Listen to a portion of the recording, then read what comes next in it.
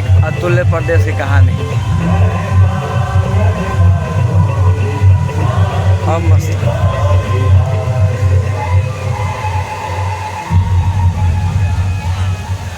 इतिहास के बीते दिनों में तो हम पीछे नहीं लौट सकते, पर हम ये तो देख सकते हैं कि हमने अपनी यात्रा कहाँ से शुरू की और कहाँ तक पहुँचे हैं। क्लियर नहीं आ रहा तो चलिए बिहार के इतिहास को समझने की कोशिश करते हैं। बिहार में सभ्यता के इतिहास के हर भौतिक उपलब्धियों पर दार्शनिक उपलब्धियों को वरीयता दी है। यही कारण है कि हर संक्रमण के दौर में लोगों ने बिहार की तरफ रुख किया। अब अच्छा लग रहा है।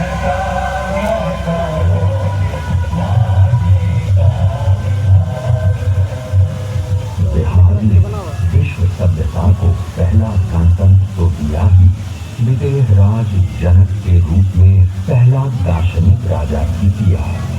ये भी विश्व सभ्यता में एक अद्भुत उदाहरण है कि जिस बिहार में आस्तिक दर्शन का सूत्रपात हुआ, उसी भूमि पर जैन एवं बौद्ध जैसे अन्य दर्शनों का भी सूत्रपात हुआ। वर्चस्ववादी संस्कृतियों के विरोध में यहाँ से आवाजें लगातार बुलंद होती रही हैं। आइए चलिए बिहार की कहानी की शुरुआत करते हैं।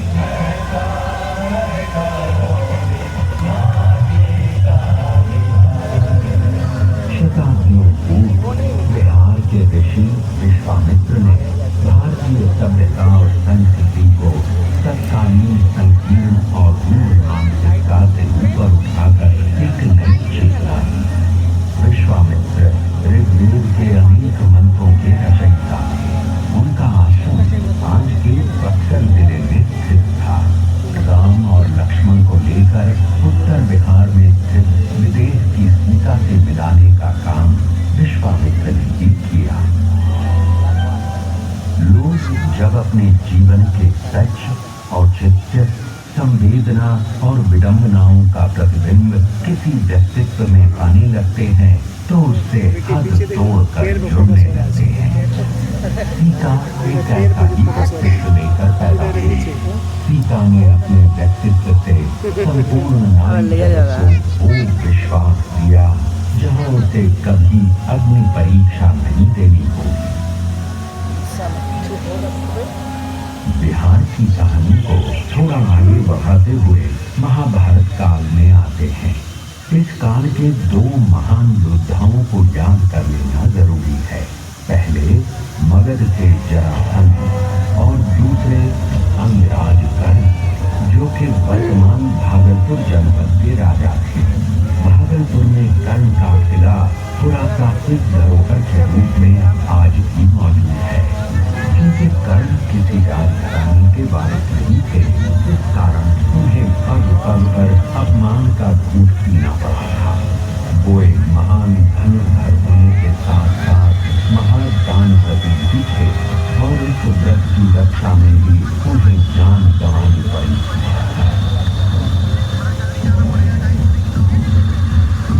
चलिए बिहार की कहानी को थोड़ा और आगे बढ़ाते हैं और ईसा पूर्व 6वीं शताब्दी में पहुंचते हैं।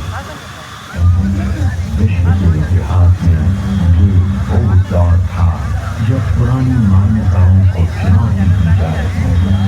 चीन में कंफ्यूशियस, यूनान में सुकरात और भारत में बिहार की भूमि से महावीर और बुद्ध के दर्शन का नवोन्मेष हो रहा है।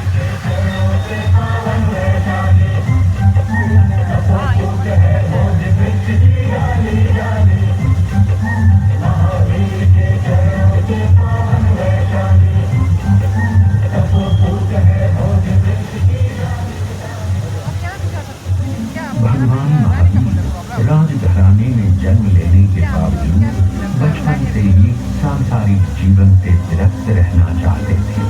30 साल की उम्र में वे घर छोड़ जंगलों में विचरने लगे और 12 वर्ष की कठिन तपस्या के बाद उन्हें आत्मज्ञान प्राप्त हुआ। इसके बाद उन्होंने पैदल घूम घूम कर लोगों को अहिंसा का पाठ पढ़ाया और जीने का तरीका बताया। उनका एक प्रमुख दर्शन था अनेकांतवाद। इस दर्शन के अनुसार सच को देखने का सबका अलग अलग नजरिया होता है और जब तक हम सत्य को हर एक नजरिए से परख नहीं लेते तब तक संपूर्ण सत्य को नहीं समझ सकते। जब महावीर स्वामी केवल ज्ञान की शिक्षा दे रहे थे, लगभग उसी समय एक और महापुरुष सिद्धार्थ गौतम मगध के जंगलों में ज्ञान प्राप्ति के लिए घोर तपस्या में लीन थे। इतिहास इस बात पर मौन है, पर हो सकता है महावीर और सिद्धार्थ गौतम मगध के जंगलों में एक दूसरे से मिले होंगे। आज से ठीक 2600 साल पहले वो भी क्या दृश्य था जब सिद्धार्थ गौतम ने गया से 15 किलोमीटर की दूरी पर निरंजना नदी के तट पर पीपल के वृक्ष के नीचे अंतिम ध्यान किया था।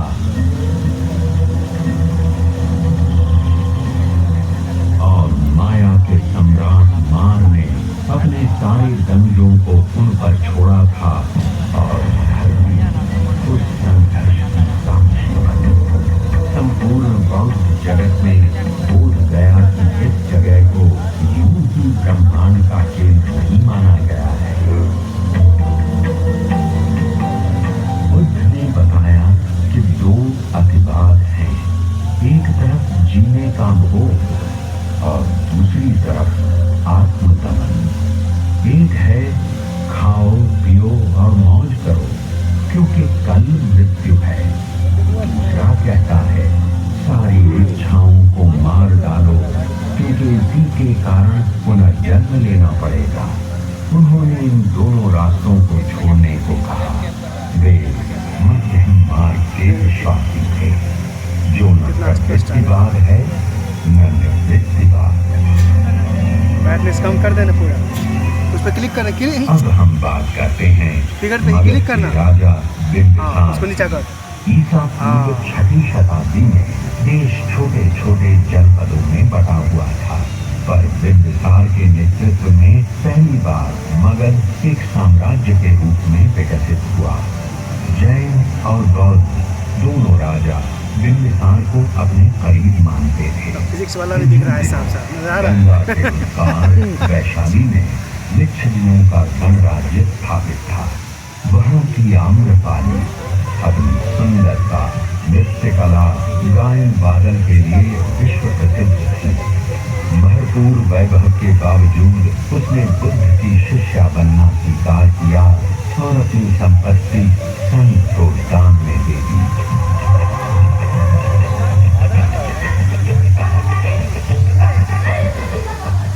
उधर राजनीति के क्षेत्र में बिंबिसार के पुत्र अजातशत्रु ने सामरिक दृष्टि को समझते हुए मगध की राजधानी को राजगीर से पाटलिपुत्र स्थानांतरित करने का फैसला किया और उसी समय राजगीर की सप्तकर्णी गुफाओं में बुद्ध के 500 शिष्य 6 महीने की संगीति के बाद त्रिपिटकों का संकलन किया।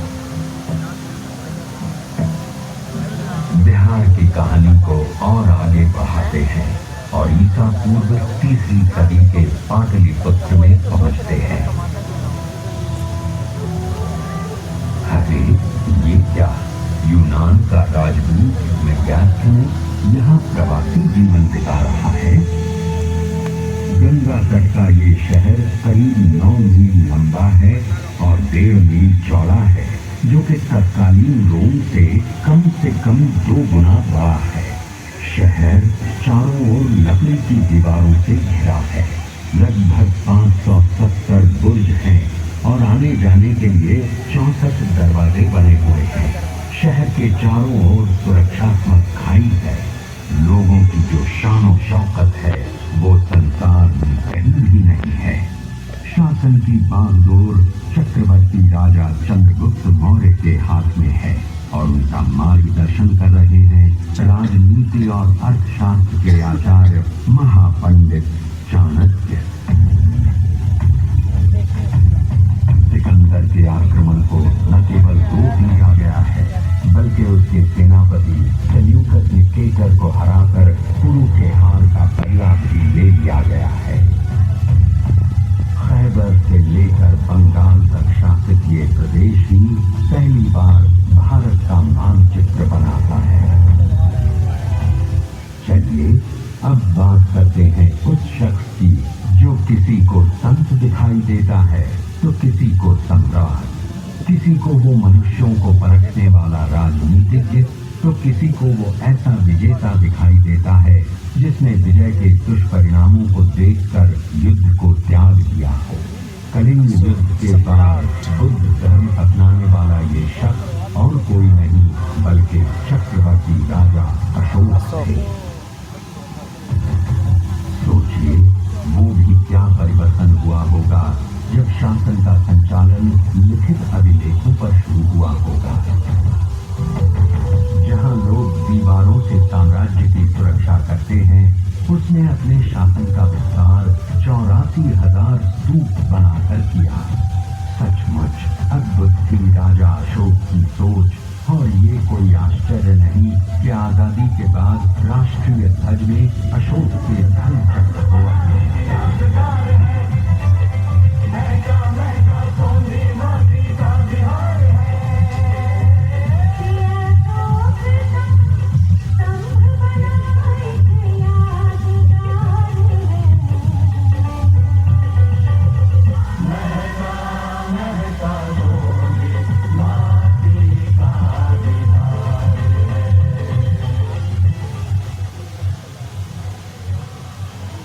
तो ये रही बिहार की ईसा पूर्व की कहानी।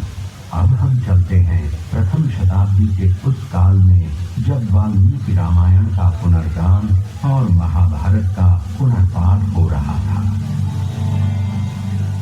वैदिक संस्कृत, पाली तथा प्राकृत मरणासन्न दौर में पहुंच चुकी थी और महर्षि पतंजलि लौकिक संस्कृत का अभूतपूर्व विकास कर चुके थे। मजे की बात यह है कि संस्कृत का केंद्र अब तक्षशिला से हटकर मगध आ गया था। अब संस्कृत यहाँ के बिहारों में ज्ञान का माध्यम हो चुका था। गणित, विज्ञान, चिकित्सा सब कुछ संस्कृत में थे। सिल्क मार्ग का विकास हो चुका था और एशिया के विभिन्न देशों से लोग यहाँ खींचे चले आ रहे थे। 5वीं सदी में बाह्यान मगध आते हैं और अपनी डायरी में लिखते हैं कि यहाँ के शहरों में लोग दान दक्षिणा में आगे हैं, मृत्यु दंड प्रचलित नहीं। बौद्ध और हिंदू धर्म एक साथ फल रहे हैं।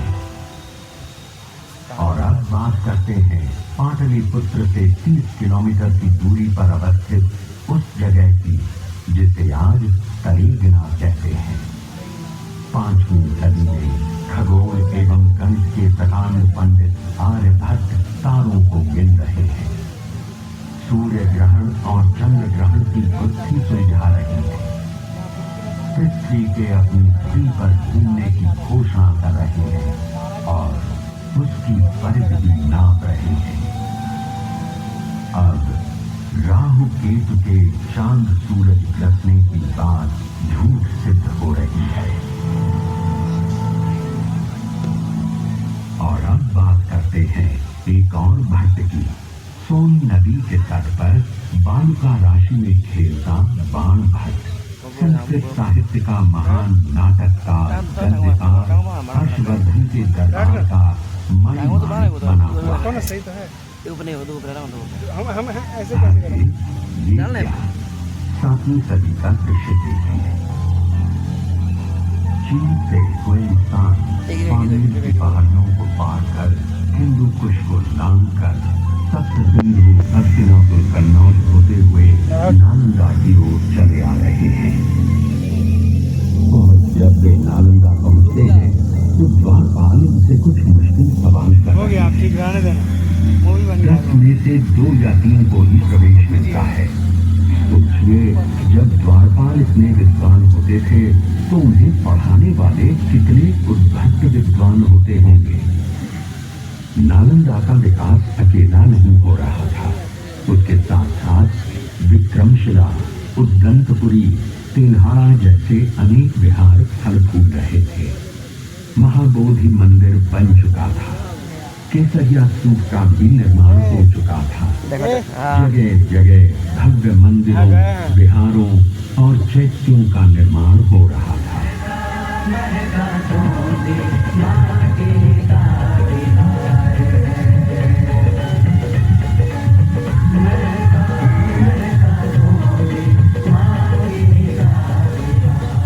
और ये देखिए 9वीं सदी का दृश्य, जब आदि गुरु शंकराचार्य दक्षिण भारत से चलकर मंडन मिश्र से मिलने सहरसा के महिषी गांव की ओर चले आ रहे हैं।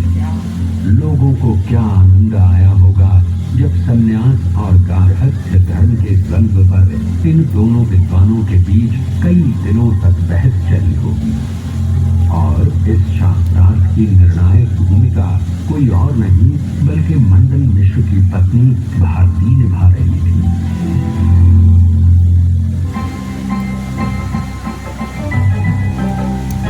बिहार में वो ताकत थी कि लोग हर तरफ से खींचे चले आ रहे थे और इस सिलसिले में अगली खड़ी थी सूफी संस्कृति।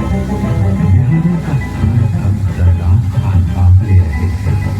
मनेर शरीफ, बिहार शरीफ, फुलवारी शरीफ जैसे कई पवित्र स्थलों का विकास हो रहा था और इस इलाके में इतने विहार बने हुए थे कि मुगल शासनकाल में पूरे प्रदेश का नाम भी बिहार पड़ गया। सरहप्पा की कविकुल परंपरा में देसिल बैना सब जन मीठा के उद्गायक विद्यापति के बिना बिहार की गलियां सूनी पड़ी रहती। नालंदा, विक्रमशिला भले जला दिए गए हों, फिर भी गलियों की रागिनी जिंदा थी। बिहार की माटी में इतनी उर्वरता है कि 14वीं शताब्दी में ही पुनर्जागरण के लक्षण विद्यापति में आ गए। संस्कृत अब पोथी की चीज हो गई थी। लोक भाषा के कवि विद्यापति पूरे पूर्वांचल में छा गए।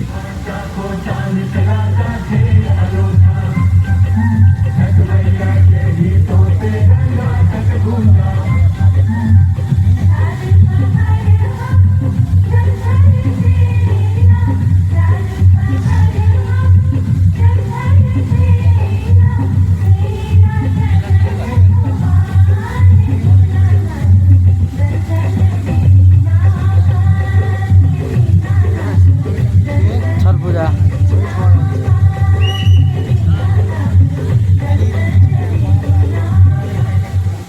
चलिए अब बात करते हैं बिहार के उस लाल की जिसने 16वीं शताब्दी में दिल्ली की सल्तनत पर अपना परचम फहराया।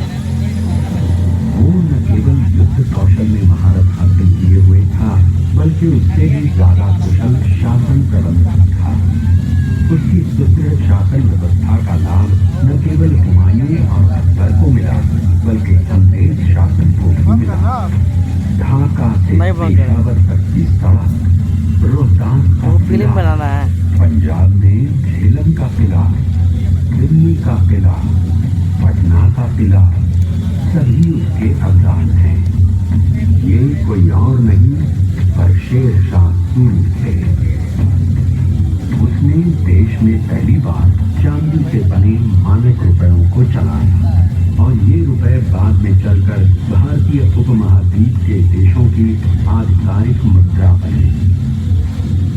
उसने डाक व्यवस्था को दुरुस्त किया और पाटलिपुत्र जो कि 7वीं सदी से ढलान पर था उसे पटना नाम देते हुए फिर से विश्व के मानचित्र पर लाभपार किया।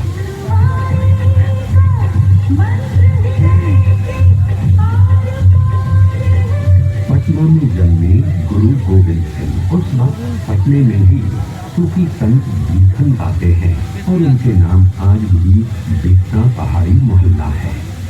सूफी संत बीखन जब गोविंद राय से मिले तो उन्होंने भविष्यवाणी की कि ये सूर्य जैसा तेजस्वी, वायु जैसा गतिमान और गंगा जैसा पवित्र हो गए।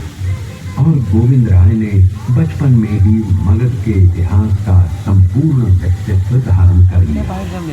ज्ञान, कर्म और भाव का संपूर्ण समन्वय। आगे चलकर उन्होंने खालसा पंथ की शुरुआत की और 42 साल की उम्र में शहीद हो गए। आज भी पटना का तख्त सिख धर्मावलंबियों के लिए अकाल तख्त के ठीक बाद आता है।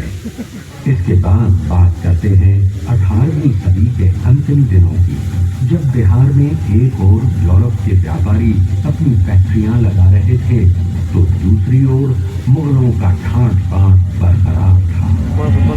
जहाजों से कारोबार हो रहा था और इस इलाके का चावल जो पटना राइस के नाम से जाना जाता था पूरे यूरोप में छा गया।